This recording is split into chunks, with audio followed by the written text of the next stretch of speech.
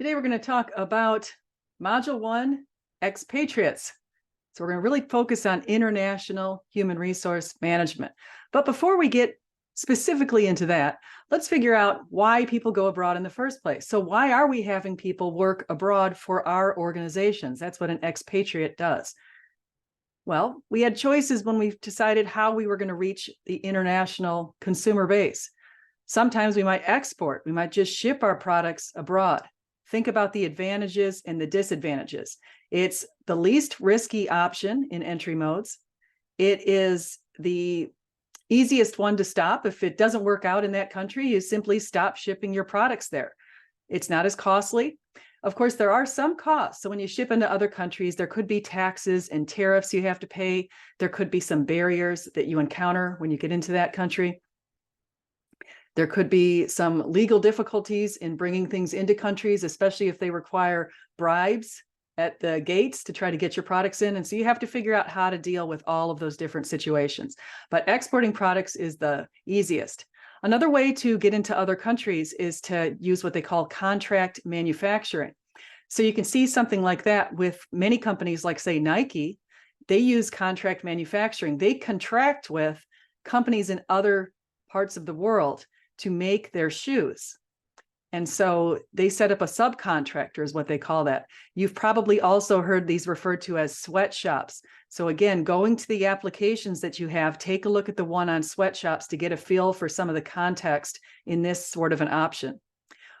The contract manufacturing can be risky if you contract with a manufacturer who doesn't do very ethical things, like hiring children or having terrible work conditions, or having a place, say, with no air conditioning where it's 120 degrees practically when working there. That's why they call them sweatshops. Can be really challenging for an organization to contract with other companies. Now, why do they do that?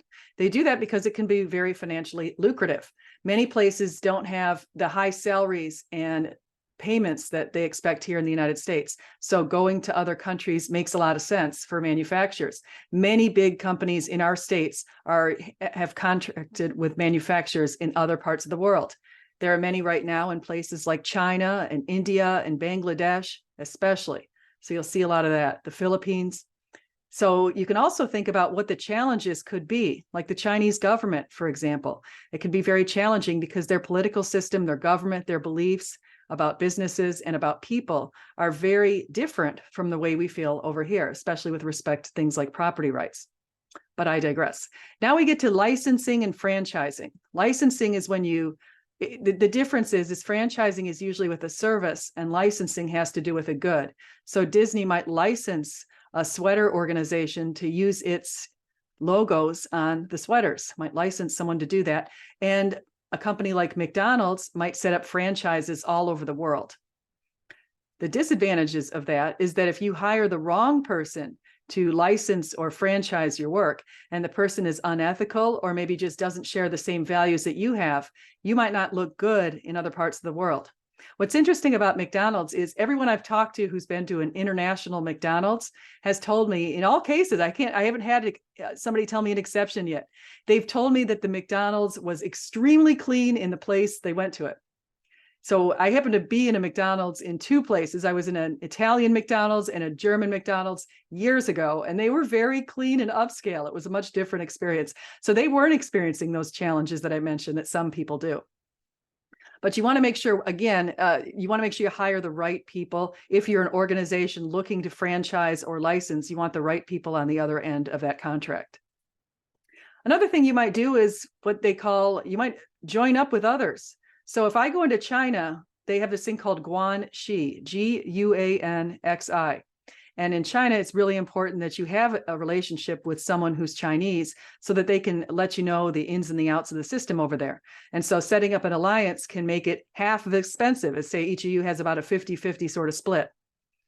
Alliance is kind of like a marriage, though. If it doesn't work out, if you pair yourself up with someone who's pretty awful, you might have to break up that alliance, and that can also be expensive. So you want to make sure in an alliance you choose the partners well.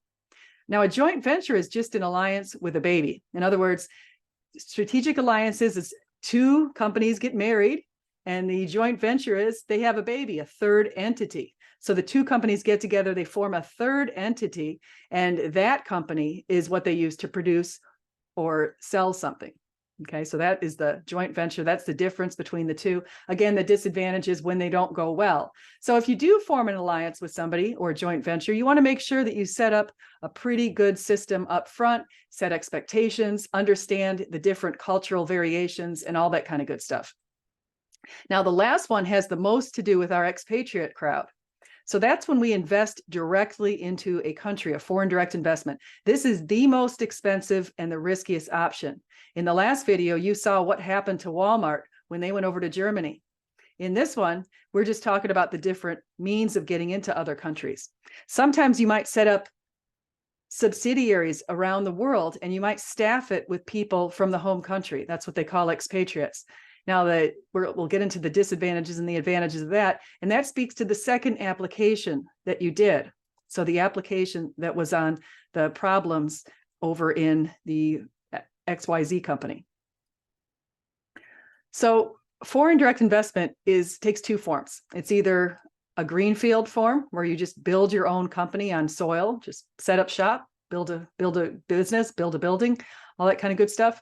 Or another one is when you merge or acquire another company. So you merge and become one company, or you acquire another one. That was the method that Walmart used. They acquired two different grocery store chains to create their own. And you're going to hear this in your Management 431 class, but Porter's 5 Forces model looks at a lot of different factors with respect to going abroad. And you'll be thinking about these too. What's the competition like? How easy is it to get into your industry? What's the bargaining of power of customers? You think about, what does that mean, bargaining power? Well, if you say, for example, just to give you an example, say if I am a producer of watches and I want my watches to be in a number of different stores, and maybe one of the stores is Costco, and I know if I can get into Costco with my little shop, say I've set up a little shop, I've just got a little small business producing watches. If I can get into Costco, that would be wonderful. But Costco has many economies of scale because it's so large. And so they have a lot of bargaining power and can negotiate really good deals from me. So as a small business, I'm probably not going to be doing too well with Costco because I don't have the economies of scale. I'll talk a little bit about that later in the semester. But I discovered that when I was working in a family business, we were a small family business selling furniture. And one of the things we came to realize is we couldn't focus on cost cutting so much like the Walmart model because we didn't have the economies of scale. We had to really focus on service quality and attracting customers and retaining those customers and keeping that business going. Then the bargaining power of suppliers. That has to do things like with De Beers producing diamonds. They're a major diamond producer, so they have a lot of bargaining power because there are not that many similar companies to De Beers producing diamonds with access to all of those diamond mines in Africa. And then, of course, substitutes. Think about products that have a lot of substitutes. It doesn't make a difference if you use one shampoo or another, for example. So now let's think about the sorts of issues that you might use with staffing and with your international HR. So companies might have an ethnocentric approach, meaning that we only want to hire from the home country. Some countries or companies might have a polycentric approach. Maybe say like it's the US only wants to hire from people in Mexico. So we're just using a polycentric approach. It's either US or Mexican, two countries. Or a regiocentric approach. I'm going to add in Canada. So I might say I'll use this whole region, the Northern American region. I might just do that in a regiocentric. And then there's a geocentric approach. That's finding the best people for your company from all over the globe. And I consider that the best approach because you can find some pretty wonderful people around the globe. Later in the semester, we're going to look at LinkedIn's Talent Insights, People Analytics. And we're going to look at how LinkedIn has figured out where talent pockets are around the world. So they might say, okay, over here in Oslo, Norway, we're noticing a lot of talent in this particular deal. Or over there in Osaka, Japan, we're finding that there's a lot of talent in this particular field. Or Buenos Aires, Argentina, there's a lot of talent. So you might staff the best people from all over the world. Cirque du Soleil, if you've heard of Cirque du Soleil, they do a lot of that. they have these people called contortionists, and they find them from Mongolia. And apparently there's a lot of contortionists in Mongolia. So they staff the people who are up there doing all of those fancy things up on these ropes. You probably watched a circus, seen Cirque du Soleil. It's a very high-end luxury circus type of environment. And they staff people from around the world. And they also do a lot of fun things, because what they do is they bring these people in and they make it very family oriented there. So each employee, sometimes they might have a Russian night where they serve Russian food, or they have a Nigerian night where they just serve Nigerian food. They do that stuff to capitalize on the employees' backgrounds and to help people get together to get to know each other. Now, why companies, now looking at this different context, we just looked at entry modes. When you're likely to go abroad for your company is obviously when you've got either, say, a strategic alliance, a joint venture, or it could even be contract manufacturing if you're going to go abroad to oversee some subcontractor in some way. Or it could, of course, be the foreign direct investment mode, where they've set up shop in another country. So why do we send them abroad? There could be a lot of reasons. Sometimes is they might open up a location and they want someone, say from the United States, to go over there and train people what the practices are here in the United States. They might go over there because of a strategic reason. There's a lot of different reasons why. And how do they get paid? Well, if I go from the US to India, and say if it's only the expatriates who go abroad tend to be very high level managers making, say, 300,000, 400,000 plus a year, plus lots of benefits, many incentives. There could be all kinds of perquisites. Example, some perks could be company chauffeured cars, could be domestic help. It could be a number of other factors. And people a lot of times enjoy all of those perks when they go abroad. But what if you go to a country like India, where the level of pay is much lower than the United States? Would I go to India and accept a pay rate of $15,000 in US dollars when I was making $400,000 in the United States? Well, no, I wouldn't go abroad. There's no way you would find me going to a country to make that much less money. But companies know that. So what they do is they use what they call the balance sheet approach to compensation, where they balance you and have you get the same amount as in the home country, in the host country. So I would be making the equivalent of 400,000 US dollars in India.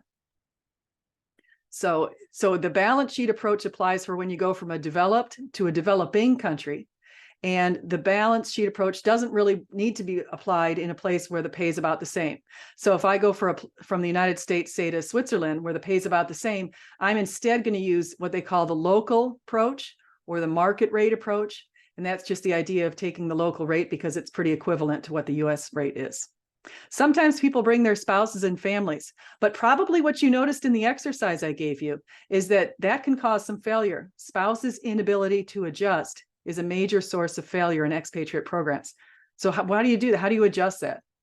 Well, you probably came up with answers like you're looking at training both the expatriates and spouses, offering language training, letting them know up front, giving them a realistic job preview, letting them know what the potential is for difficult cultural adjustments in other countries, what to expect with the culture, maybe bring in some locals from the culture, people who've gone abroad before, and have them sit down with the families and say, here's the expectations. You're going to go over to China. Here's what you can expect when you get there. Here's what we went through. And you're going to also find that how are people going to deal with differences in pay and a lot of that kind of stuff? Well, they're not going to adjust your pay when you're over there to please people who are making much less than you. But a lot of companies, what they do is they'll have shorter programs where you train the locals and then come back to the home country. Many times when people go abroad, they enjoy their experiences quite a bit. So in my dissertation, I interviewed over 60 couples, and they had gone abroad and shared their experiences with me. And what I found in this interview is that in many cases, they went abroad and they had a really good time and they liked the host country even more than the home country. For example, a few of them went to Germany, and they said they felt very safe over there. They didn't need to lock their doors. They were interacting with a lot of foreign service dignitaries. They were doing a lot of important things, meeting very important people. And when they came back and relocated, say, to Cleveland, they were chief bottle washers and they didn't have all of the domestic help that some of them had in some other countries. It wasn't the most fun adjustment. It's very difficult to buy domestic help here in the United States because it's so expensive. people are charging a lot of money to come in and work as nannies and butlers and maids and all that kind of stuff. But in some countries, it's relatively inexpensive. And so a lot of companies might offer that as a benefit to you to get you over to that country. But the problem is when you repatriate, if you, what they call the reverse culture shock, you go abroad, maybe you went to the place, you didn't have culture shock, you loved it a lot. And then you came back and you had reverse culture shock because you now appreciate more the other culture. You're kind of shocked about how the United States was. I used to, how did I live like this? Actually, I love the United States. So, but that's just another thing. So some of the problems that you probably noticed in that case were culture shock, the out of sight, out of mind problem, where people go abroad and they're not keeping in touch with the home office. You could set up coaches. You could set up social network groups with people who go abroad. There's a lot of things you can do to try to mitigate that problem. So I want you guys to think that through as you're answering the case. Okay, think through different types of training that you might want to offer people who are going abroad, other people you could involve, company networks that you could set up, visiting the home country somewhat often, keeping in touch with local managers frequently, and those sorts of things. That can help the failure rates. So why do assignments fail? I mentioned, again, some of those reasons. Now, earlier in a different video, I talked about the global relocation trend surveys. What I found in my dissertation was very consistent with the trend surveys. In other words, many times people go abroad, and mostly it's males going abroad being accompanied by female spouses. That's what it usually was when I was interviewing and still today. So that's usually the case. Not as many females are willing to go abroad. That can be a challenge. And sometimes it's for good reason. Sometimes it's because maybe the culture in which they would be immersed isn't terribly open to women holding higher level positions in organizations. So that could be a bit of a challenge. So think about how you can address that.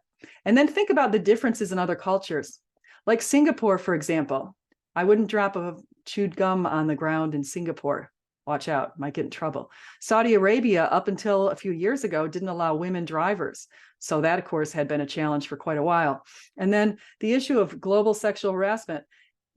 Just check into what the country has as far as laws in sexual harassment, preventing sexual harassment in the workplace. We have laws under Title VII that we'll talk about in a further video later in the semester. But some countries don't have as many laws against sexual harassment. So if you are harassed in the workplace, you might not have the legal remedies that you have in some places. And then we mentioned corruption before, the challenges with that. Another thing, and I'm not going to expand on this too much because I do know that you see it in your Management 350, if you take it, and your Management 345 courses. And you've seen a little bit of some levels of this in your Business 101 course. So there are 5 themes and cultures. One is power distribution. How is power distributed? If you go into a culture that's very authoritarian, like, for example, in China right now, Xi Jinping, it's a very authoritarian culture. And so there's a lot of power at one end and not so much at the bottom. And so it's a big distribution that way. And social stratification. The interesting thing is in some places like in India, where they had the caste system, which has formerly been abolished, they still know what their caste is. If you ask a person who's from India which caste their family had been assigned, they will know that or passed down. They will know that. And that's part of the Hindu faith. Risk avoidance. So the idea of uncertainty avoidance, and a lot of this is from Hofstede, is from, and you also picked up Hofstede in your Business 101 course. I know that because I wrote some chapters in your Business 101 textbook, by the way. So, so I know what you've learned in some of this stuff. And that helps me when I'm trying to teach you now, because I know what I can reach back to and bring into this class, knowing what kind of knowledge you're coming in here with. So uncertainty avoidance is conservative. And a lot of times it's setting up lots of rules and regulations and the avoidance of uncertainty. Rules help to mitigate uncertainty. And so they don't like risk so much. So in places like that, you'd want a lot of policies and procedures in your company. And social control is another aspect.